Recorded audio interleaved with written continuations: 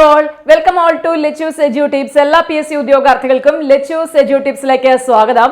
നമ്മൾ പ്രിപ്പയർ ചെയ്യുന്നത് current affairs ആണ്. കറണ്ട് അഫയേഴ്സിൽ വെരി ഇമ്പോർട്ടന്റ് ആയിട്ടുള്ള ഒരു ടോപ്പിക് ആണ് നമ്മൾ ഇന്ന് എടുത്തിരിക്കുന്നത്. അതാണ് ഗ്രാമി അവാർഡ്.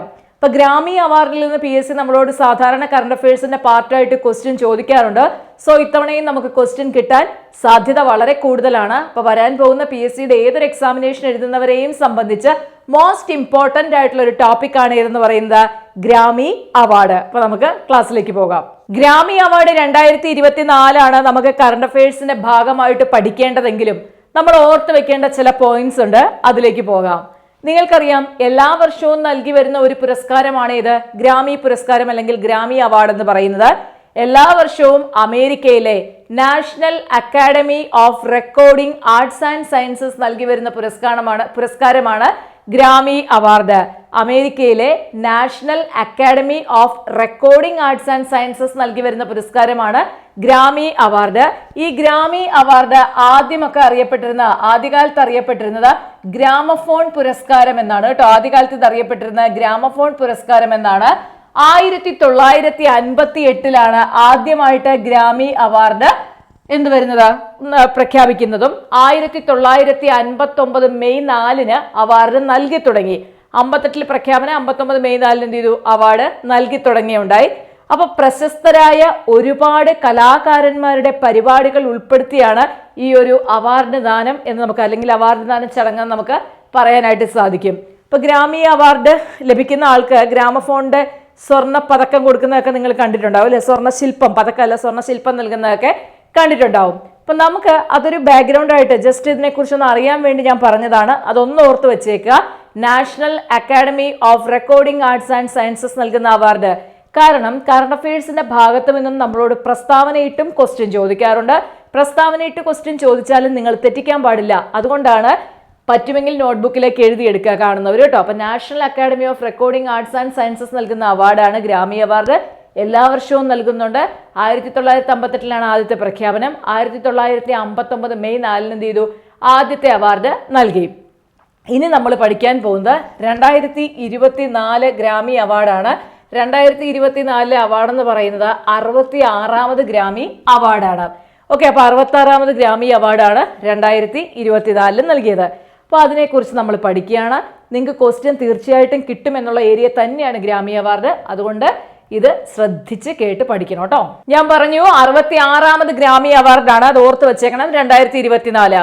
അപ്പം ബെസ്റ്റ് ഗ്ലോബൽ മ്യൂസിക് ആൽബം അല്ലെങ്കിൽ ബെസ്റ്റ് ഏറ്റവും മികച്ച ആഗോള മ്യൂസിക് ആൽബത്തിനുള്ള അവാർഡ് ലഭിച്ചത് ദിസ് മൊമെന്റ് എന്ന് പറയുന്ന ആൽബത്തിനാണ്. ഇപ്പൊ ബെസ്റ്റ് ഗ്ലോബൽ ആൽബം ഇങ്ങനെയൊക്കെ ആയിരിക്കും നിങ്ങളോട് ചോദിക്കുന്നത്. ബെസ്റ്റ് ഗ്ലോബൽ മ്യൂസിക് ആൽബത്തിനുള്ള അവാർഡ് ലഭിച്ചത് ദിസ് മൊമെന്റ്. ദിസ് മൊമെന്റ് എന്ന് പറയുന്ന ആൽബം ശക്തിയുടേതാണ്. ശക്തി എന്ന് പറഞ്ഞാൽ എന്താ പറയുക, കരുത്ത് എന്നുള്ള അർത്ഥത്തിലല്ല പറഞ്ഞത്. ശക്തി എന്ന് പറയുന്ന ബാൻഡിൻ്റെതാണ്. ശക്തി എന്ന് പറയുന്ന ബാൻഡ് അറിയപ്പെടുന്നത് തന്നെ അഭൂതപൂർവമായ ഭൂഖണ്ഡാന്തര സഹകരണം എന്നൊക്കെയാണ് ശക്തിയെ വിശേഷിപ്പിക്കുന്നത്. അപ്പൊ അഭൂതപൂർവമായ ഭൂഖണ്ഡാന്തര സഹകരണമായ ശക്തി എന്ന് പറയുന്നത് പാശ്ചാത്യ പൗരസ്ത്യ സംഗീതജ്ഞന്മാരെ ഒരുമിപ്പിച്ചുകൊണ്ടുള്ള ഒരു എന്താ പറയുന്ന അത്ഭുതാവഹമായിട്ടുള്ള ഒരു ബാൻഡാണ്.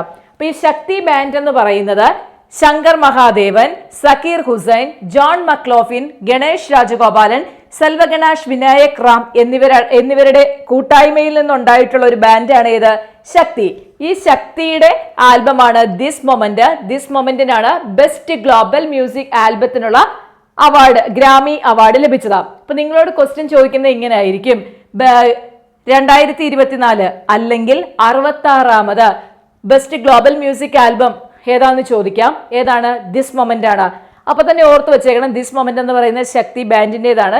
ശക്തി ബാൻഡ് എന്ന് പറയുന്നത് ശങ്കർ മഹാദേവൻ, അതുപോലെ തന്നെ സക്കീർ ഹുസൈൻ, ജോൺ മക്ലോഫിൻ, ഗണേഷ് രാജഗോപാലൻ, സെൽവ ഗണേഷ് വിനായക് റാം എന്നിവരുടെ ഒരു കൂട്ടായ്മയാണെന്ന് ഓർത്തു വെച്ചേക്കുക. പിന്നെ സക്കീർ ഹുസൈന് കിട്ടിയ ഇത്തവണത്തെ ഗ്രാമി അവാർഡിൽ സക്കീർ ഹുസൈൻ നമുക്കറിയാം തബലയിലെ വിസ്മയം എന്നറിയപ്പെടുന്നതാണ് അല്ലെ. അപ്പൊ തബലയിലെ വിസ്മയം എന്നറിയപ്പെടുന്ന സക്കീർ ഹുസൈന് പുരസ്കാരം ലഭിച്ചത് ഏതിനൊക്കെയാണ്? ദിസ് മൊമെന്റിന് ലഭിച്ചു. പാഴ്സ്തോക്ക് കിട്ടി, ആസ് വി സ്പീക്ക് എന്നീ പറയുന്ന ആൽബങ്ങൾക്ക് കിട്ടി. തബലയുടെ വിസ്മയം ഓർത്തു വെക്കുക, ഞാൻ എടുത്തെടുത്ത് പറയുന്നു. തബലയുടെ വിസ്മയം എന്നറിയപ്പെടുന്ന സക്കീർ ഹുസൈൻ, തബലയുടെ വിസ്മയം എന്നറിയപ്പെടുന്ന സക്കീർ ഹുസൈന് കിട്ടിയ ഗ്രാമി അവാർഡുകളാണ് ഏതൊക്കെ? ദിസ് മൊമെന്റിന്, പാഷ്തോയ്ക്ക്, അതുപോലെ ആസ് വി സ്പീക്കിന്. ശക്തി ബാൻഡ് അറിയപ്പെടുന്ന മറ്റൊരു പേരാണ് തുര്യാനന്ദ സംഗീത്. ഓക്കെ, തുര്യാനന്ദ സംഗീത് എന്ന പേരിലും എന്തറിയപ്പെടുന്നുണ്ട്? ശക്തി ബാൻഡ് അറിയപ്പെടുന്നു. അതായത് ഇന്ത്യൻ സംഗീതവും ജാസും ഇടകലർത്തി തുര്യാനന്ദ സംഗീത എന്ന പേരിൽ എന്തറിയപ്പെടുന്നുണ്ട്? ശക്തി ബാൻഡ് അറിയപ്പെടുന്നുണ്ട് കേട്ടോ.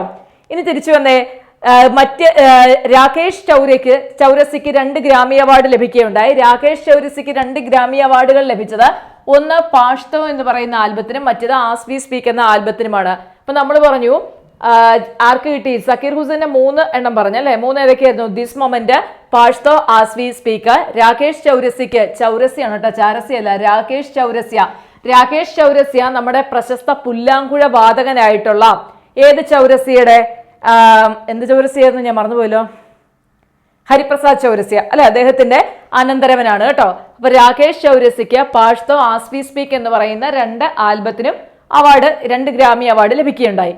പിന്നെ ഗ്രാമി സൂപ്പർ സ്റ്റാർ എന്നറിയപ്പെടുന്ന ടൈലർ സ്വിഫ്റ്റ് ആണ്. ടൈലർ സ്വിഫ്റ്റിന്റെ പ്രത്യേകത എന്ന് പറഞ്ഞു കഴിഞ്ഞാൽ ബെസ്റ്റ് ആൽബം പുരസ്കാരം 4ാം തവണയും നേടുന്ന ആദ്യ വ്യക്തിയാണ് ടൈലർ സ്വിഫ്റ്റ്. അപ്പൊ ബെസ്റ്റ് ആൽബം പുരസ്കാരം തുടർച്ചയായി 4ാം തവണയും നേടുന്ന ആദ്യ വ്യക്തിയാണ് ടൈലർ സ്വിഫ്റ്റ്. ടൈലർ സ്വിഫ്റ്റ് ആണ് ഗ്രാമി സൂപ്പർ സ്റ്റാർ എന്ന് അറിയപ്പെടുന്നത്. ബെസ്റ്റ് വോക്കൽ പെർഫോമൻസിനുള്ള ഗ്രാമി പുരസ്കാരവും ആർക്കായിരുന്നു? ടൈലർ സ്വിഫ്റ്റിനാണ്. ഓർത്തു വയ്ക്കുക, ഇവിടുന്ന് ക്വസ്റ്റ്യൻ ചോദിക്കാം.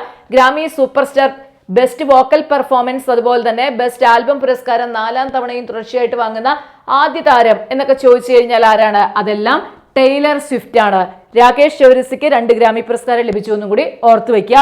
പിന്നെ ഞാൻ പറഞ്ഞു തുര്യാനന്ദ സംഗീതം, ഇന്ത്യൻ സംഗീതവും ജാസും കൂടി ഇടകലർത്തിയുള്ള ഒരു ഫോമാണ് തുര്യാനന്ദ സംഗീത് എന്നും എന്തറിയപ്പെടുന്നുണ്ട്? ശക്തി ബാൻഡ് അറിയപ്പെടുന്നു. മികച്ച പാട്ടിനുള്ള ഗ്രാമി പുരസ്കാരം ലഭിച്ചത് ബില്ലി ഐലിഷും സഹോദരനായിട്ടുള്ള ഫിനിയാസ് ഒക്കോണിലും കൂടി രചിച്ച what was I made for എന്ന് പറയുന്ന ഗാനത്തിനാണ്. രചിച്ചതാരാന്ന് പഠിക്കണമെന്നില്ല.